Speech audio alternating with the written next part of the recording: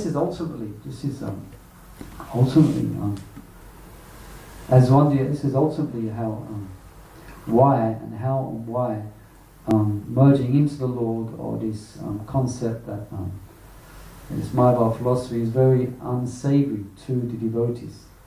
Because they appreciate so much the beauty of the Lord. Just like one devotee, he came into the temple last week, and he was looking at the lordships, and he said, "How can anyone, accept that, the absolute is one, or there's no, when it's so, how can anyone follow the path of oneness?"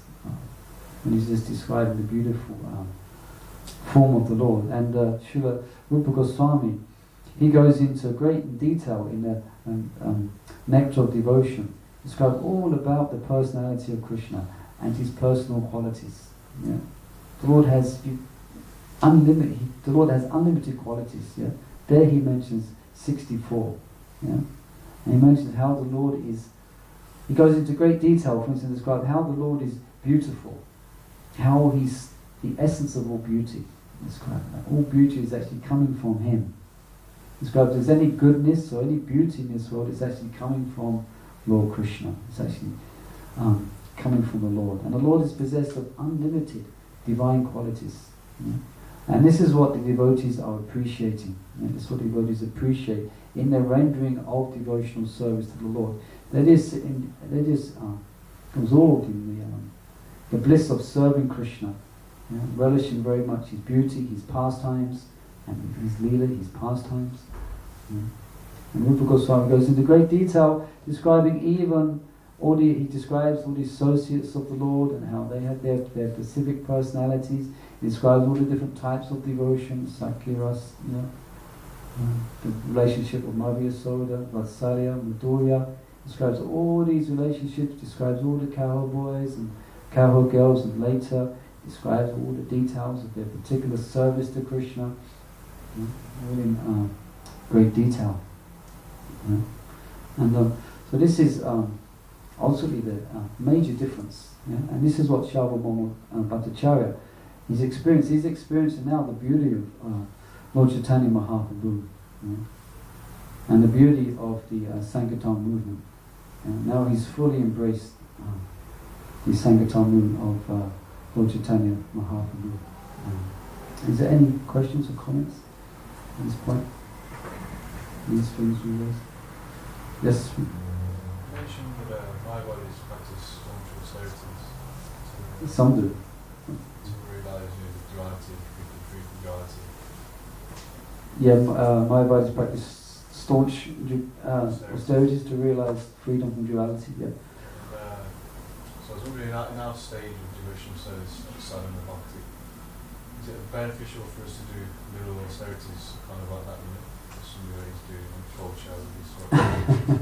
Is it beneficial for devotees to do such austerities, i.e. cold showers, for example, or is it not necessary? Any kind of austerity to learn tolerance. Or any kind of austerity to learn tolerance. I'm just repeating the question for the persons online. Prabhupada said one place, there is enough austerity. Why artificially invent new austerities? No. Our austerity should come as a consequence of bhakti. As a natural consequence of bhakti, then we naturally take up some austerity. For example, one may be on book distribution, and you're feeling enlivened, and you're feeling empowered. The person you just stopped, everything you said just seemed to be just right. You just said the right thing, and the person agrees to what you're saying. The person agrees to what you're saying, and there's a taste there, you want to approach it, and so then it comes time for Prashad. It's 1 o'clock. Oh, now it's time for my Prashad. So, no, let me leave it. let me stay an hour earlier. So you take on that austerity. Things like, one sense, lesser things, like you mentioned, cold shower. That's also a consequence of devotion. Yeah, it's described. Yeah, that's maybe okay. Yeah, it's all right. Cold shower, it's not too extreme. It can be helpful, can be very helpful. to wake oneself up. Yeah. Sometimes on a cold shower program, sometimes I'm not. In and out. But that's not, so that is, Prabhupada himself would take cold shower, is that right? Prabhupada would take cool shower. Yeah, not freezing cold, like ice, something. Yeah, this is where it gets too much, where you hear stories of devotees putting ice in buckets, and then taking shower like that. So there's no need for artificial austerity. Yeah, we practice the regular principles, and engage in Krishna service, but no need for the artificial austerities as perhaps, as we was describing there, austerities, following regular principles, that's austere enough for us conditioned souls. Yeah, sturdy, but no need to create unnecessary austerities.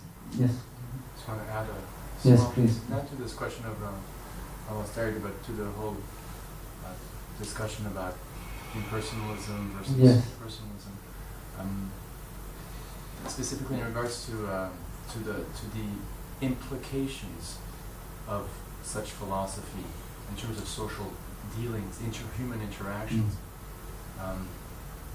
Yesterday evening I was invited to lead the chanting session at a yoga studio organized by devotee Dina Krishna Prabhu in Manor.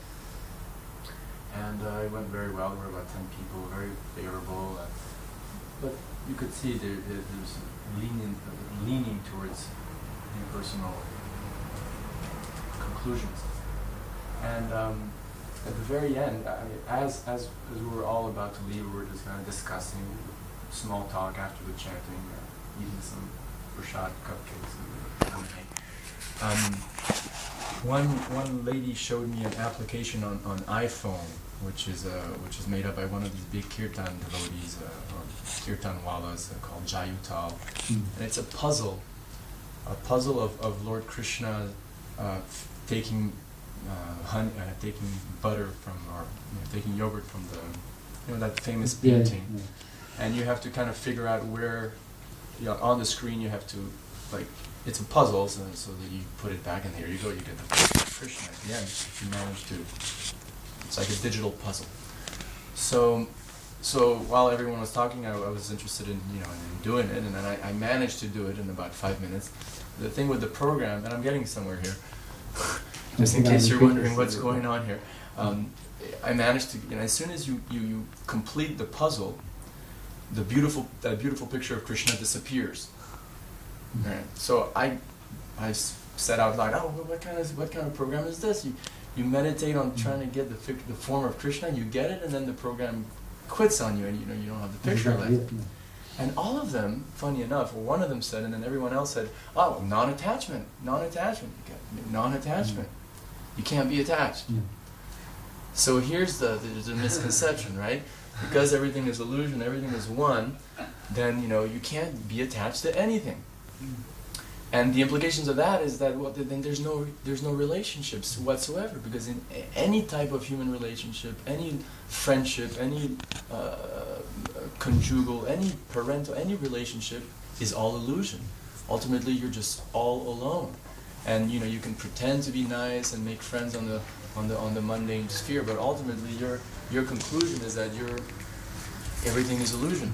Whereas the Vaishnava conclusion is that Krishna's form, as you were saying, is real and is absolute, and attachment to that form is positive spiritual attachment. That's what they can't understand.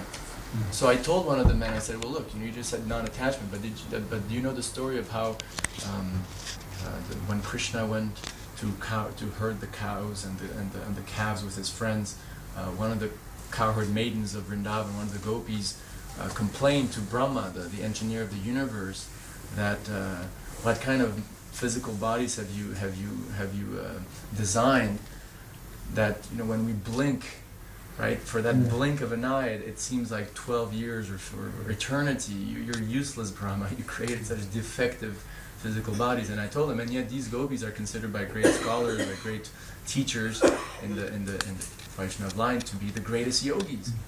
So